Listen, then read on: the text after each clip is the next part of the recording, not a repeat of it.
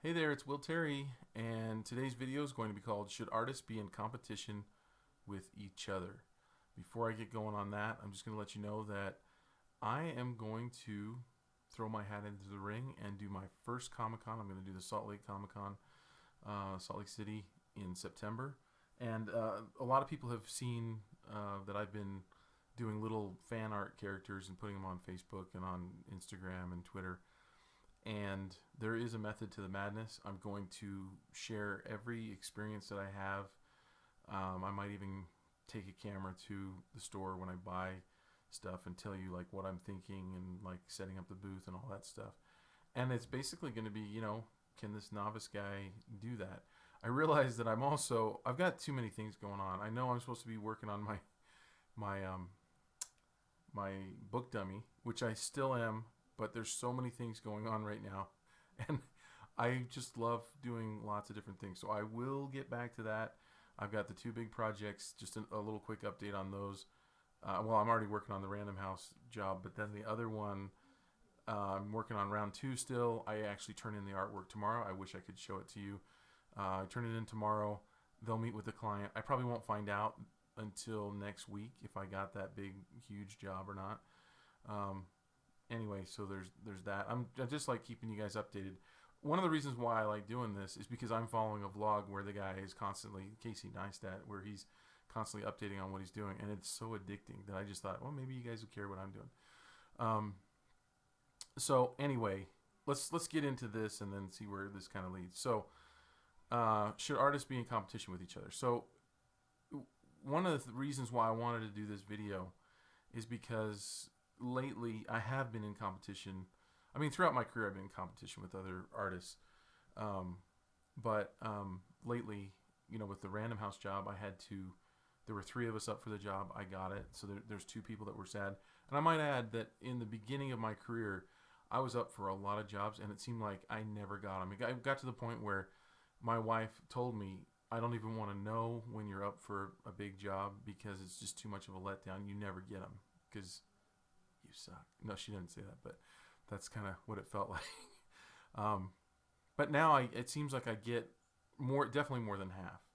Um, and I just jinxed myself for this one for next week. But anyway, and I'll let you know if I get that one or if I don't get that one. And if I don't get it, I can share the artwork that I've been working on. Okay, so I'm going to start with this. Let's talk about Walmart. Walmart has basically a negative image, probably for a lot of people. You never hear Walmart being spoken of like Walmart's amazing. It's this magical place that I love to go. No, it's always in a negative connotation. Why do we put up with Walmart? I'm going to be reading a lot of my notes. Because we need common items like cheap toothpaste, a bag of charcoal, a pack of ballpoint pens. The stuff that we buy at Walmart can usually fit into one of three categories. It can be found anywhere because it's mass produced and sold at many different retail outlets, not just Walmart. Two, it's often the cheapest at Walmart. Not always, but often. And three, it's surrounded by other cheap stuff, which makes it really convenient when you're hunting down a bunch of household items and you don't want to go to a bunch of stores. So that's pretty much why I think Walmart is successful, because they're basically competing on price. So they're never going to make a lot of money selling one item. They're going to sell millions of items. And again, I realize in the comments, I'm sure there's going to be some Walmart haters in there, especially when I actually defend them later on. That's really going to tick you guys off. Should you compete on price or should you compete on quality? And I will get to more of like, should we compete with each other in a little bit. I want to set this up a little bit. Should you compete on price or quality, right? Your work, though, you don't have the ability to mass produce your artwork. You can mass produce prints of your artwork, but as far as the creations that you make, you cannot mass produce it. So in that sense, it's really tough to compete on price. I see a lot of people doing that, and that's one of the reasons why I wanted to make this video. is because I see a lot of people, and a lot of people contact me. They friend me on Facebook, which is, you're welcome to do that.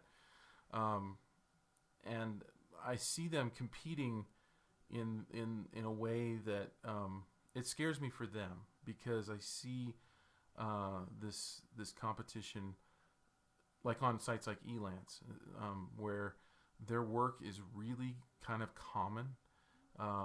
And we all start out there. Don't get me wrong. There's nothing wrong if your work is already is in that realm right now. I think you have to have a vision of where you want to go. Now, when I started out, I still remember working at the University of Maryland in one of their graphics departments right out of high school. And I remember wanting to be an illustrator, but not knowing anything about it, not having a single idea of what it even meant to be an illustrator, but I felt like that was the thing that I wanted to become. It's amazing that I sometimes when I go on my hikes, I think about that, and I pinch myself, because I have achieved the very thing that I wanted to achieve.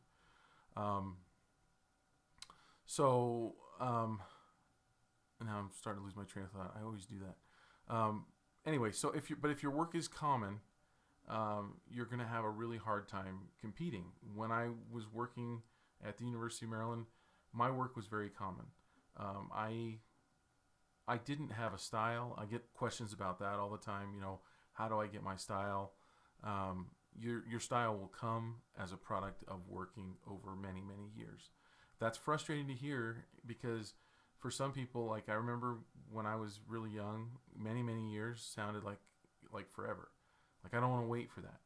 I will warn you, there's a lot of different subjects hit in this video. If you quit at this, you're going to end up starting from scratch on something else. And then when you realize how hard it is and how much competition is there, you might have a tendency to quit there. In fact, the more you quit something, the more you train your brain to be a quitter.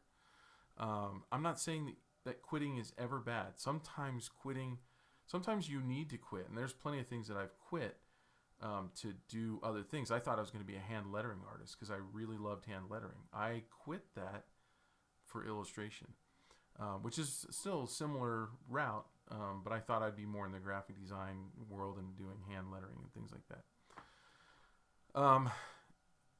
There are hundreds of thousands, if not millions of people in every discipline on earth. Anything that you could possibly ever get good at, there's already a million people that are competing over there. They're already trying to be really good.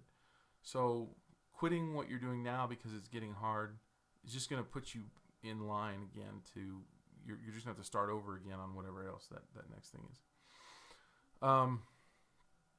Okay.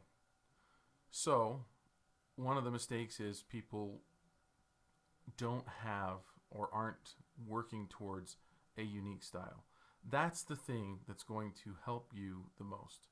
I want to tell you, and I definitely got this from Seth Godin in his book Linchpin years ago, but it's a great story. And so I got this actually from Wikipedia because I couldn't find it in Linchpin.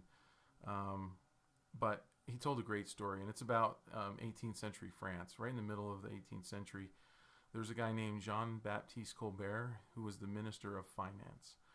And it says Colbert started a mercantile system which used protectionism and state-sponsored manufacturing to promote the production of luxury goods over the rest of the economy.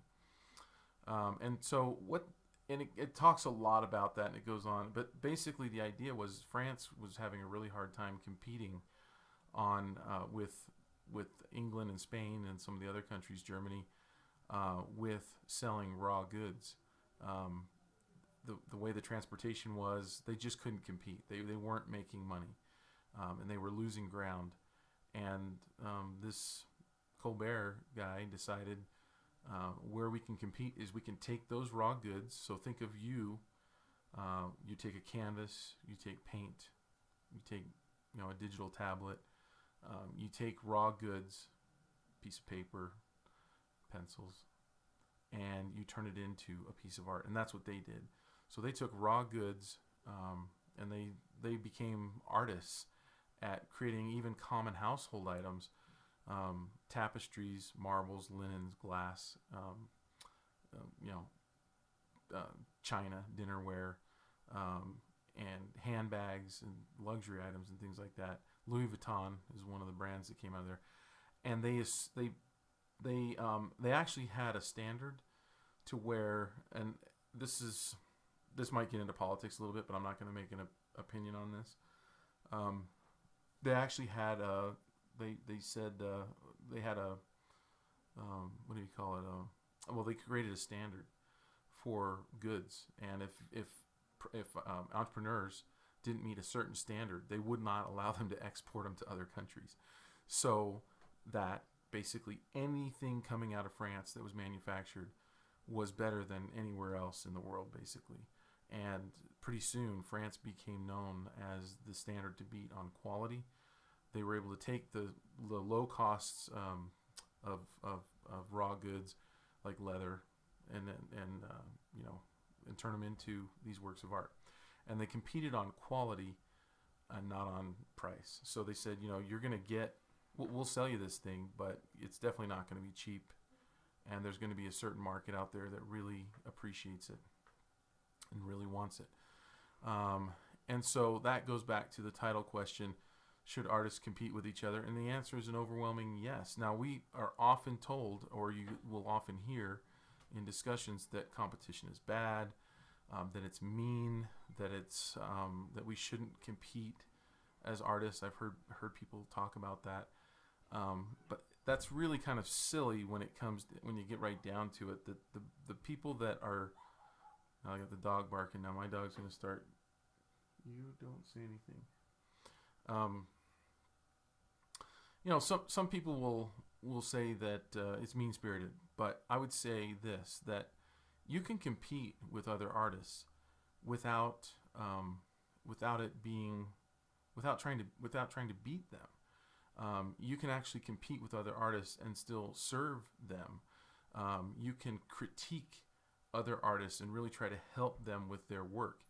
And I think you should have the abundance mentality. That's what I try to have, where there's enough to go around, but you do need to compete. And I think that competition really needs to be within yourself. You know, I think that what you need to do is work on the best art that you can produce and put it out there and let people decide whether they like it or not. Let clients decide whether they like it or not. I don't think that you have to look at it as, well, I can't share any of my secrets because then there will be too many artists in the world. I know some artists that have been like that, and guess what? They're not artists today. I could tell you stories, but I would be afraid that it would get back to them and they would realize who I was talking about, and I don't want to hurt anybody's feelings. But I do know 3 that I can think of right offhand who have said those very things. Well, I don't want to teach because I don't want to create more competition for myself. That's such a limited way of thinking. The world really is so much bigger than that, and it's expanding. Markets are constantly expanding. Some are shrinking over here, new ones open up over there. So what's not working today might work for you tomorrow. And there might be markets that open up that no one knows about now, that you're not even ready for, but by the time your style is developed, you are ready for. I never ever in a million years thought that I would ever run an online school, SVS Learn. You know, I have to work that in, right? And plug the online school, which I'll have a link for down here. But I never thought that would ever happen. I was never planning on that. That just sort of happened based on the fact that I worked really hard, developed a style that I could then use what I'd learned to share with others. And that's only expanded my reach, because now I have clients that have actually found my classes online and have actually talked to me about the fact that, oh, I saw that you're also teaching, or I saw you through that, or somebody posted something, and I found out that you do freelance work. So in an ironic way, creating that online school has actually also worked as a marketing tool. Another way to think about this principle is the fact that restaurants that are in direct competition with each other locate right across the street from each other. I have a friend who's a restaurateur, and he said that fine dining restaurants always try to locate near other fine dining restaurants to create a community, a hub where people can go and have options. And being all by yourself is not always a good thing in the restaurant business, and in other businesses you see people definitely like to locate near other ones. And I would say more so for art related businesses. So restaurants are art related businesses, less so for companies that compete with manufactured goods, mass produced goods, I should say. Like you wouldn't want two electronic stores next to each other because they're probably selling the same thing, and now they've got to really compete on price. Another thing that I want to say and just add into this is that the really good news right now is that from where I sit, publishing seems to be making a pretty good comeback from where it was maybe 3 or 4 years ago, maybe 5 years ago. And I can name, well, I'll just tell you that 3 artists that I know really well. Obviously, Jake, who's one of my partners at SVS, just did really, really well at the Denver Comic Con. I don't want to tell you the numbers. Jed Henry did so well. I've never heard of anybody making this much money. Now, I'm not in that space of Comic Cons. I'm sure people have. But he made more money than I thought was ever possible at the Denver Comic Con a few weeks ago. Well over 5 figures. And then Lee White, our new partner at SVS, is he's got so many book offers coming in right now. And then you should look him up. I'll put a link. I'll link him down here that you can check out his portfolio. But his style is very unique, and he's got so many book offers coming from big publishers that want him to write. I don't know how many. I don't know if I can tell you who he's working for, so I won't. But they're the main publishers, the main 5, and just a lot of people are really busy right now, and that's good news, I think, for the industry. One thing that I want to do, and I want to end on this, I want to give Walmart a little bit of defense, and I don't know why, but I think it's good to talk business, and I feel like I can talk business more here on YouTube than I can on Facebook. If I said this on Facebook, it would just become a big, huge fight. I'm hoping that you guys are coming to this video because, you're somewhat entrepreneurial. An entrepreneur is not a bad word. Often it's not talked about in college or taught. I think a lot of teachers shy away from it, yet anybody who would badmouth the idea of being an entrepreneur or being a business owner, they're still going to get on their computer at the end of the day and use thousands of companies that are providing ways for them to communicate online, which I find really ironic. But the defense that I want to give Walmart is that people will say that Walmart is super greedy and that they hold record profits and that they are keeping all the money and paying their employees virtually nothing. And what I would say to that is, if that were true, if Walmart was that greedy, then they would be ripe for a takeover. That some other entrepreneur would probably come in and be able to undercut them, because if they're pulling out that much profit, that means that their prices aren't as low as they could be, and it means that employees could be paid a lot more. I don't want to get into a fight on the comments, and you guys are definitely entitled to your own opinions, and if you want to put stuff out there, you're totally welcome to that. But I do want to say that people, if people really wanted to take Walmart down, if they were really that greedy, then there could be a conglomerate of really nice people to get together and pool their money and start another, even a co-op kind of a situation where employees get shares of the company. And if that model was actually, if that model actually worked, then you would theorize that Walmart would be run out of business if indeed they were that greedy. In fact, I'll go as far as saying that I would suspect that Walmart in the retail space has probably been the least greedy to work there or to sell in that space, because they simply would have been taken over if they aren't. And that's the nature of being an entrepreneur, is being selfless and not being selfish. You have to treat your customers with respect. You have to give your customers, you have to take care of your customers, or they're going to go to the next option. So anyway, just I love talking about business things. I'm not always right. I definitely have an opinion, but and you can definitely put stuff in the comments. I hope I didn't overstep my bounds with this one, but I do think that we should compete as artists in a really healthy way, and most of that competition should come from within, to drive ourselves and to dig deep and to find that place where we just strive and just really want to do better than we did before, constantly improving. And I think that I don't think that was natural in me. I think that came over time. I've mentioned this on many of my videos before. For a long time, I could only work for a few hours on a piece, and that gradually increased over time. So don't worry if right now if you're thrashing stuff out. I'll just end with this last little thing. I'll get students sometimes that they'll rush something out and they'll come and show it to me, and it's down at school sometimes, and they'll say, well, what do you think of this? And I'll give them a critique and give them some things to work on. And then they'll go back to their desk, and 10 minutes later they'll come back up. Well, what do you think about this? And in their mind, they're not prepared. They're just not ready for the kind of attention and the kind of care that it takes to really create something, a composition that's really better than what they're currently producing. And part of that is process. A lot of it is that they're not looking at stuff that's been done and trying to deconstruct it and try to figure out like why it's working and what's going on, and even copy to an extent some of that. So anyway, I hope you've enjoyed this video, and I will see you on my next one.